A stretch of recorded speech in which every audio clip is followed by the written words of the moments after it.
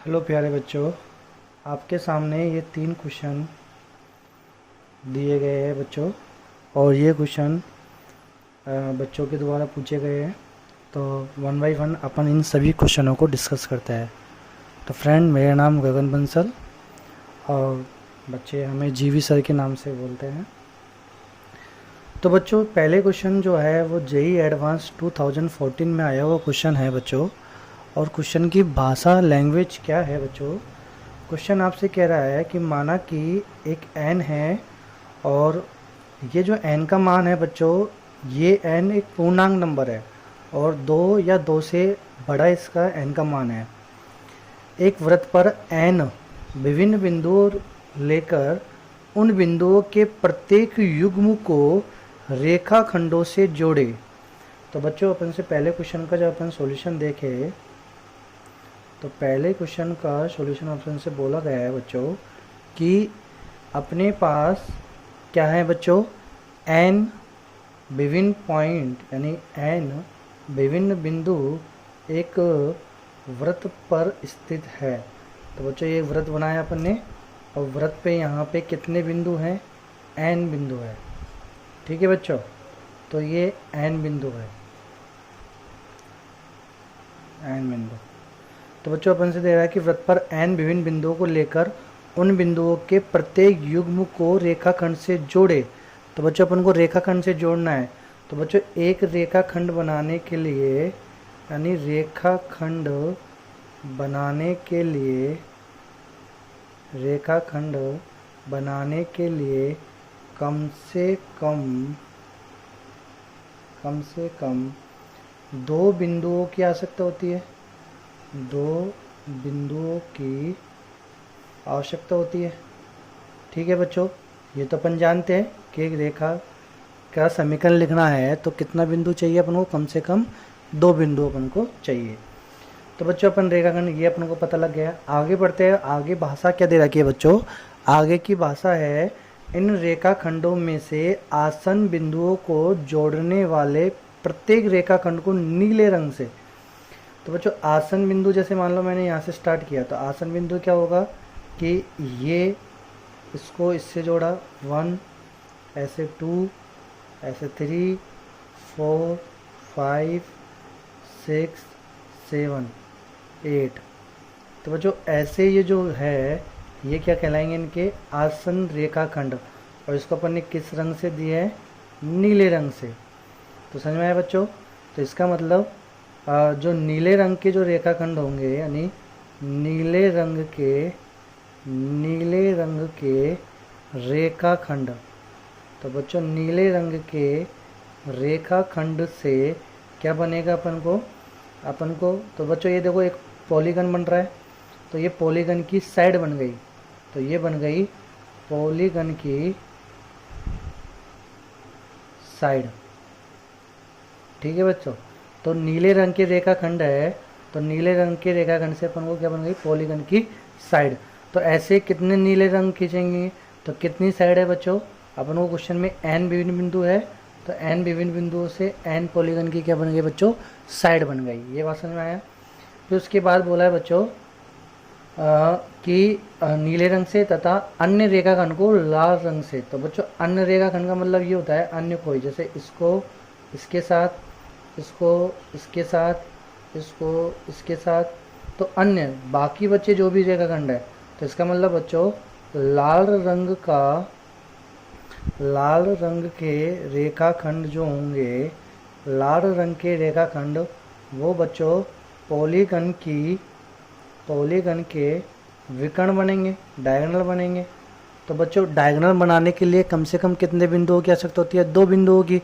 और कितने बिंदु हमारे पास? एन। तो एन बिंदुओं में से 2 बिंदु बनाने हैं अपन को, तो NC2 लिखेंगे। तो बच्चों, ये जो NC2 होंगे ये तो सारे ही विकर्ण बनेंगे। कैसे विकर्ण? यानी इसमें नीले रंग के रेखाखंड भी क्या जाएंगे बच्चों?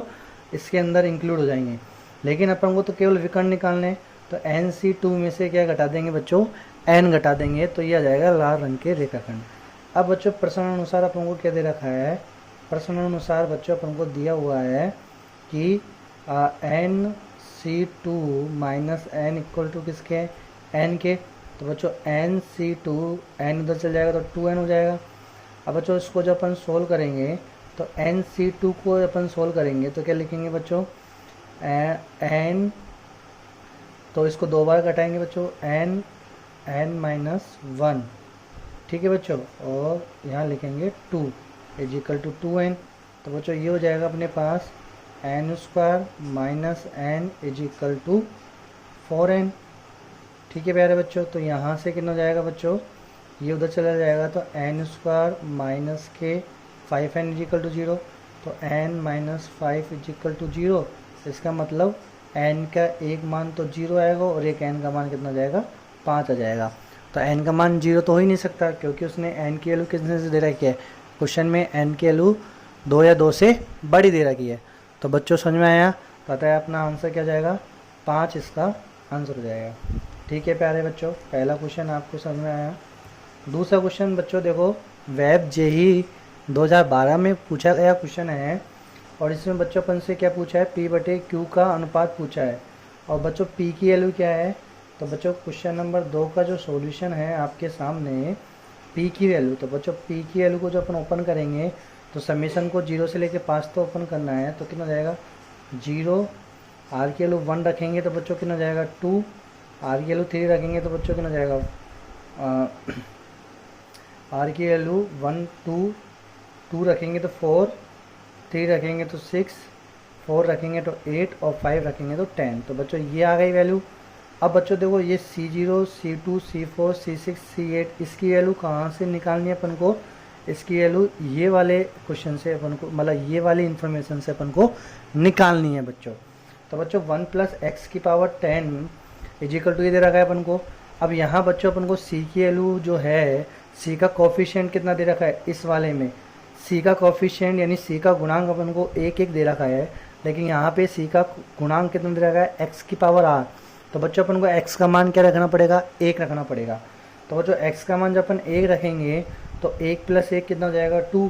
तो बच्चों ये हो जाएगा 2 की पावर 10 इज इक्वल टू यहाँ पे C0 plus C1 plus C2 plus so on plus C10, ये वैल्यू आएगी। अब बच्चों इसमें तो सम कोफिशिएंट भी आ गए और विषम कोफिशिएंट भी आ गए। तो बच्चों अपन को तो सम वाले निकालने हैं, तो अपन क्या रखेंगे 2 की power 10/2 is equal to C0 plus C2 plus C4 plus C6 plus C8 plus C10, यही होगा। तो बच्चों ये जाएगा 2 की power 9 is equal to P, ये वैल्यू किसके इक्वल है, P के इक्वल। तो P की वैल्यू बच्चों आ गई 2 की पावर 9। ओके बच्चों, ऐसे ही बच्चों Q की वैल्यू अपन को निकालनी है, तो Q की वैल्यू बोलो कितनी है। तो बच्चों Q की वैल्यू अपन जब यहाँ R की वैल्यू 0 रखेंगे, तो R की वैल्यू 0 रखेंगे तो बच्चों ये हो जाएगा अपने पास D0। तो बच्चों ये अपने पास यहाँ पे देखो D2R, तो यहाँ पे R की वैल्यू 0 रखेंगे तो ये हो जाएगा बच्चों अपन पास D0 प्लस 1।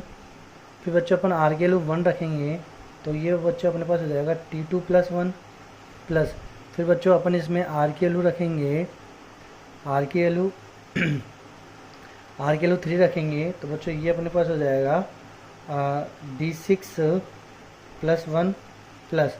अब बच्चों R की वैल्यू अपन क्या रखेंगे 3, तो R की वैल्यू 3 रखेंगे। ओके सॉरी बच्चों, ये जो है 2R प्लस 1 इस D के चरणों में है, तो बच्चों चरणों में है तो यहाँ पे इसको अपन काटेंगे और क्या लिखेंगे D0 प्लस 1 यानी D1, 2 प्लस 1 यानी D3, 6 plus 1 is equal to D7। ठीक है बच्चों, तो यदि अपन वैल्यू क्या रखेंगे 2, तो 2 रखेंगे, 0 रखेंगे तो 1 आ जाएगी, 1 रखेंगे तो 3 आ जाएगी और 2 रखेंगे तो 5 आ जाएगी। ठीक है बच्चों, और 3 रखेंगे तो D7 आ जाएगी। तो बच्चों Q की value D1 plus D3 plus D5 plus D7 ये आया बच्चों। अब बच्चों देखो अपन को D1 D2 D3 की वैल्यू कहाँ से निकालनी है, यहाँ से निकालनी है बच्चों। तो बच्चों यहाँ वही वापस से अपन मेथड को यूज में लेंगे। यहाँ पे C का गुणांक 1 था तो यहाँ पे 1 बनाने के लिए x की वैल्यू 1 रखा। ऐसे ही बच्चों यहाँ पे देखो D का गुणांक कितना है 1, तो यहाँ पे D का गुणांक 1 बनाने के लिए x की वैल्यू 1 रखेंगे। तो x की वैल्यू 1 रखेंगे तो प्यारे बच्चों कितना जाएगा, ये हो जाएगा 2 की पावर 7 इज इक्वल टू, ये वैल्यू चलेगी बच्चों D0 plus D1 plus D2 plus D3 plus so on plus D7 तक चलेगी बच्चों। अब बच्चों देखो अपन को यहाँ पे D1 विषम गुणांक लेना है, तो विषम गुणांक लेना है तो सम गुणांक को अपन कैसे डिवाइड कर देंगे बच्चों, 2 से डिवाइड कर देंगे, तो ये अपने पास D1 D3 D5 और D7 ये अपने पास आ जाएगा। तो बच्चों Q की वैल्यू अपने पास कितनी आ गई, तो यहाँ से प्यारे बच्चों Q की वैल्यू अपने पास आ गई 2 की पावर 6। तो बच्चों अपने पास P की वैल्यू आ गई 2 की पावर 9 और Q की वैल्यू आ गई 2 की पावर 6। तो 2 की पावर 9 2 की पावर 6, तो प्यारे बच्चों ये हो गई 2 की power 3, that means 8 is the answer. Okay बच्चों, अब बच्चों अपन को तीसरा क्वेश्चन जो है, तीसरा क्वेश्चन आपके सामने दिया हुआ है कि ए और एक्स वास्तविक संख्या है। ये बच्चों वेबजी 2016 में आया हुआ क्वेश्चन है और इसमें अपन को दे रखा है कि ए और एक्स वास्तविक संख्या है, मापांक ऑफ एक का मान 1 से छोटा है और मापांक ऑफ एक्स का मान भी 1 से छोटा है, तब अपन को ये एक्सप्रेशन सोल्व करना है। तो बच्चों इस एक्सप्रेशन को सोल्व करने के लिए अपन क्या करेंगे, अपन दूसरे पेज का इस्तेमाल करते हैं बच्चों। तो बच्चों अपन जब दूसरे पेज का इस्तेमाल करेंगे तो अपन को क्या क्या दे रखा है इस क्वेश्चन में। इस क्वेश्चन में आप उनको दिया हुआ है कि ए और एक्स वास्तविक संख्या है और मापांक ऑफ एक्स का मान लेस देन 1 और मापांक ऑफ एक्स का मान ए का मान 1 से छोटा और एक्स का मान भी 1 से छोटा है। और सीरीज अपन को जो दी गई है बच्चों, सीरीज अपन को क्या दी गई है क्वेश्चन में, सीरीज अपन को दी गई है 1 plus 1 plus A x 1 plus A square x square. तो प्यारे बच्चों अपन को सीरीज दी गई है 1 plus A x plus 1 plus A square x square plus so on infinity तक। इसको बच्चों अपन को सोल्व करना है। तो बच्चों जब अपन इसको सोल्व करेंगे तो अपन यहाँ कैसे लिखेंगे, अपन यहाँ लिखेंगे बच्चों, अपन यहाँ पे 1 प्लस ए, तो बच्चों अपन एक कुछ मॉडिफाई करेंगे। और क्या मॉडिफाई करेंगे कि अपन ने 1 माइनस ए से ऊपर नीचे गुना करेंगे। बच्चों क्यों अपन गुना कर रहे हैं, अभी अपन इसको गुणोत्तर श्रेणी में कन्वर्ट करेंगे और कैसे करेंगे तो उसको देखेंगे बच्चों। 1 माइनस ए से ऊपर नीचे गुना करा, ऊपर जो 1 माइनस ए आया उसको बच्चों अपन ने यहाँ पे गुना कर दिया प्रत्येक पद से। तो बच्चों ये आ जाएगा 1 माइनस ए प्लस 1 प्लस ए को 1 माइनस ए से गुना किया एक्स प्लस यहाँ बच्चों 1 minus A 1 plus A square x square plus so on infinity. तो बच्चों 1 माइनस ए ऐसे कैसे रहा बच्चों, यहाँ अपन देखो इसको लिखेंगे 1 माइनस ए ऐसे कैसे बच्चों, A plus B A minus B, तो ये हो जाएगा ए स्क्वायर माइनस बी स्क्वायर। अब बच्चों देखो आपके जीवी सर ने या मैंने आपको बताया है बच्चों कि ये जो एक्सप्रेशन होगा यहाँ 1 minus A 1 plus A square plus ए, ऐसे ही 1 minus A 1 plus A square plus A cube. तो बच्चों ये यहाँ पे स्क्वायर है तो ये बनेगा 1 माइनस ए क्यूब का फॉर्मूला। और यदि बच्चों यहाँ पे 4 होता तो ये बनता 1 माइनस ए की पावर 4 का। तो बच्चों समझ में आया आपको, ये एक सीरीज बनती है। आप लेट मी चेक, मैं आपको होमवर्क के लिए दे रहा हूँ, आप ट्राई करना 1 माइनस एक्स की पावर होल क्यूब के सूत्र को 1 माइनस ओपन करना बच्चों 1 माइनस एक्स क्यूब को, तो यही आपके सामने बनेगा। ठीक है बच्चों, 1 माइनस एक्स क्यूब को। तो बच्चों इसको अपन क्या लिखेंगे, इसको अपन लिखेंगे 1 माइनस ए क्यूब और x square plus so on infinity.